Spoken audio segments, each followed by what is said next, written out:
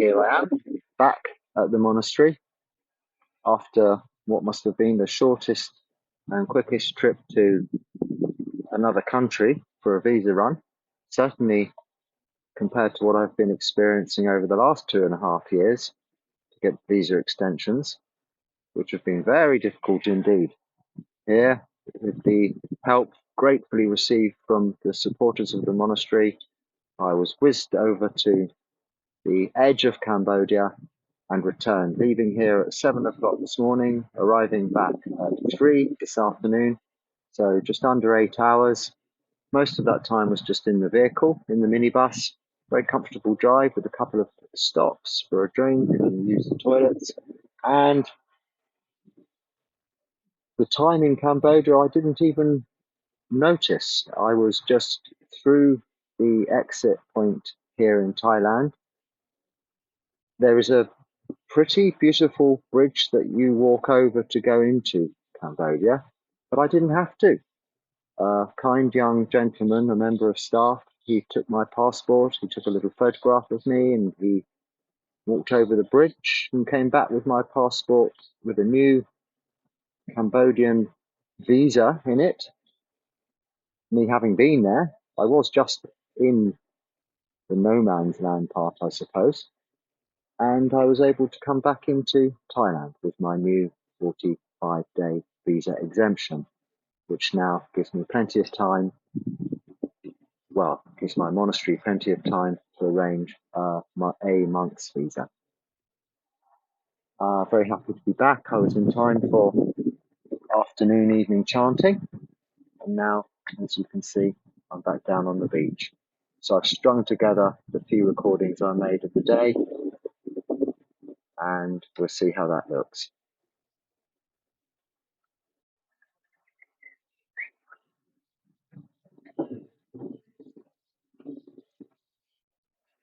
So I'm ready to leave. Upasaka Bill will be arriving to collect me shortly and take me to the minibus, and we head to Cambodia. I'm going to just wander down to the beach quickly to see if the sun is rising yet. I think it's a little early, but if it is, it'll be a very nice thing to share with you. I think I have time before Bill arrives. I hope you can see me. I can't tell. It's not my usual position. Okay.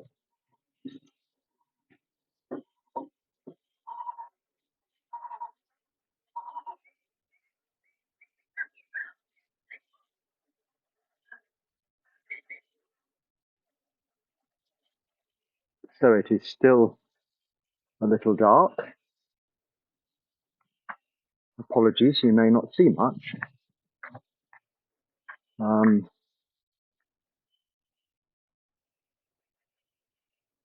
Maybe I can work out how to put the flash on a little. That makes no difference. We'll get to the beach just in a moment. But there's the kuti where I stay. Now this morning, at the back there's a little path through the forest. Just not a stone or concrete path, it's simply the old tracks from where the water runs down the mountain. So it's roots and it's dark. But wandering through these paths, it's good to take a little torch. And this was very good this morning because there was a very, very big snake, huge snake, which I did make a short video of. And it was still there until it just began to get light. It's only just gone. But if one has accidentally disturbed it, I don't know what kind of snake it was, but it was curlied up a little bit, ziggly zaggly, and therefore that position it was about 3 or 4 meters at least. So unraveled. I can't imagine how long this was, and its thickness was such that I would say it was thicker than my arm. And its little head was poking up with its eyes staring in this brightish yellow in appearance. Amazing creature to see, really. But I got very close, but didn't want to get too much closer than you see on the video. As you can see, the beach now, beautiful at this time of the morning. The tide is not fully in, but nearly in. And I'm quite happy to share this with you this morning. But I'm going to need to get back to my kuti. The sun, when it rises, will rise between the islands in the distance there.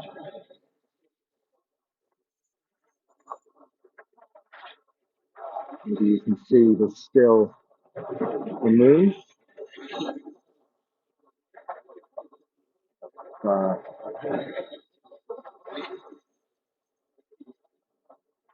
don't know. Maybe not. See the viewfinder, it's difficult to see. This is the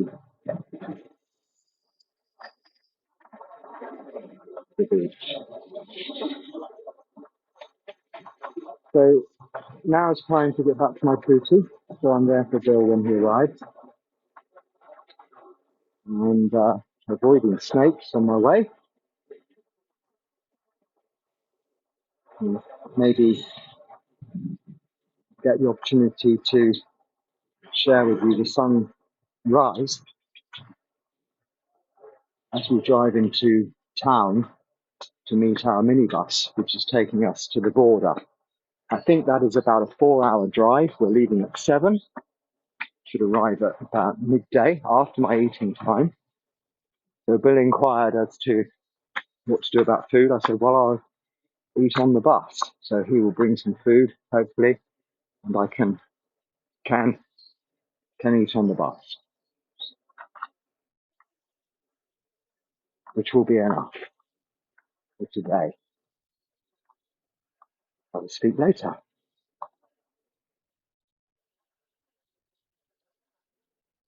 Pretty grand. We do the sheep go outside. Stop the pepperoni and go to tomorrow. So this is our nice minibus. It's just the driver and his assistant, Bill, Upasika Bill and myself, and 2 ladies in the back. Here comes Upasika Bill. I've got me a Coca-Cola, which I'm very happy about. We've just stopped at the very nice, clean restrooms. Here comes Upasika Bill, and he's offering a Coke. Sadhu, sadhu, sadhu. Thank you. And this is inside the bus. Upasika Bill, looking up from here, looking after me. Change the Coke from the containing nothing but sugar or caffeine variety to the containing everything variety.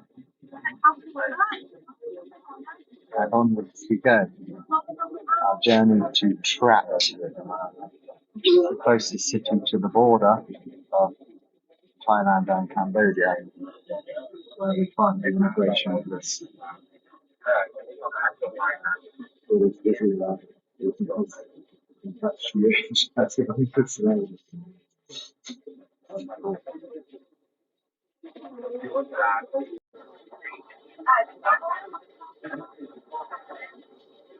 Pretty much the usual motorbike view.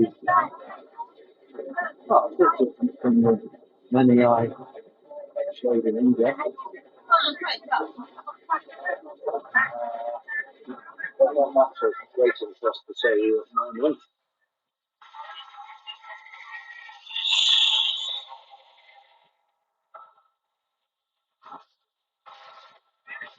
I suppose it's not what we're used to. This is local environment, I suppose. Very different from the most of our towns.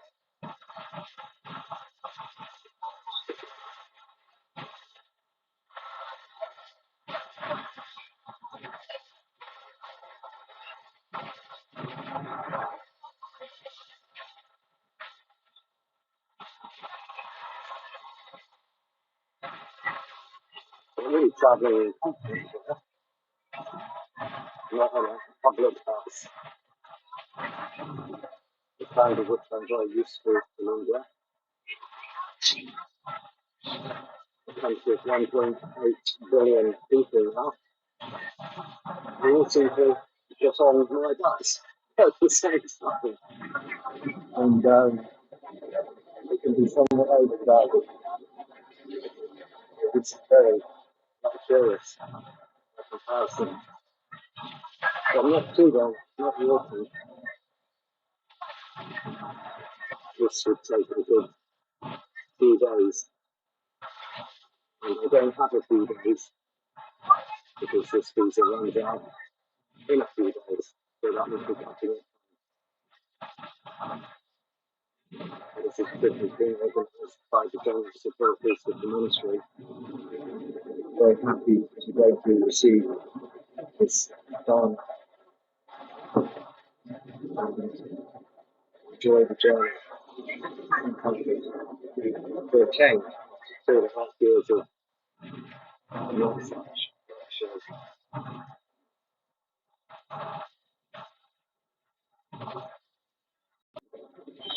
Hi, I thought I'd just say hello, as I haven't made an appearance yet, other than this morning before I left.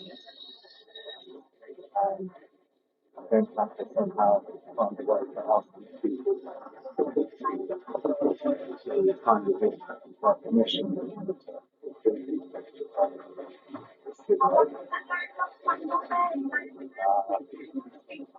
I'll work out the way to do that. I think it's important that you should always get permission from people, but show them the face where you're living,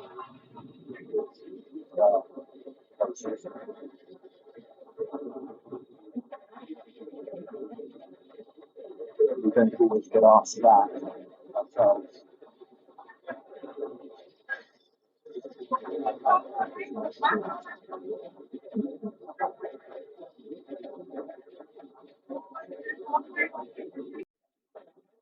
Back on the bus, the easiest meal ever, literally no queue.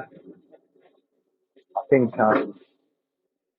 two Buddhist countries are bordered between the two, and being a Buddhist monk makes all the difference, but there's no queue. I kind of went to Cambodia. I didn't have to actually cross the bridge. I sat in the shade and photographed, passport, disappeared for a minute or two, came back, Cambodian visa for a month, and a second visa exemption for 45 days here in Thailand, and was told that I'm also entitled to another one after this, another free exemption for 45 days. I'm not quite sure how that works out, but anyway, very easy, painless, no arguments, no shouting, no voices, immigration officers, very pleasant, very nice. Only questions I asked were just nice.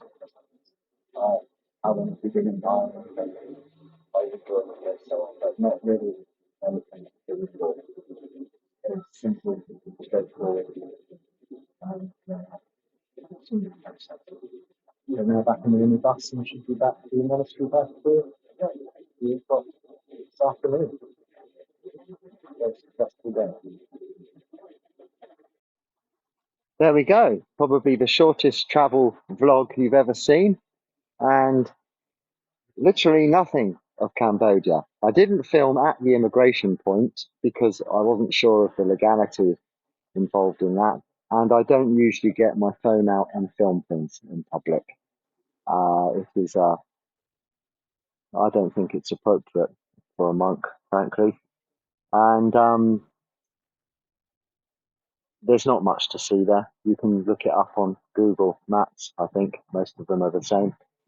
But there is this nice bridge, and I remember from various books I've read or movies I might have seen in the past that is part of one of the crossing points that was also used during the atrocities in the 70s that occurred in Cambodia when people were exited as quickly as possible, many foreigners, and then later many Cambodians to come here to take refuge as refugees in this country, Thailand. So I pay my respects to those people that suffered at that time, and can only imagine that where I was, that bridge, which is very beautiful today, and the surrounding countryside and environment was very, very different then. And as these things continue, even in this modern, well, that wasn't long ago, but even now, with the atrocities that go on in the world, we can see, we can appreciate that there is suffering as a result of greed, hatred, and delusion. There is root defilements that cause all of these problems in the world. And if only all people could be as understanding of that as the Buddha in his teachings showed us, then the world would be a far happier place for everybody to share. I'll leave you with that. Goodbye.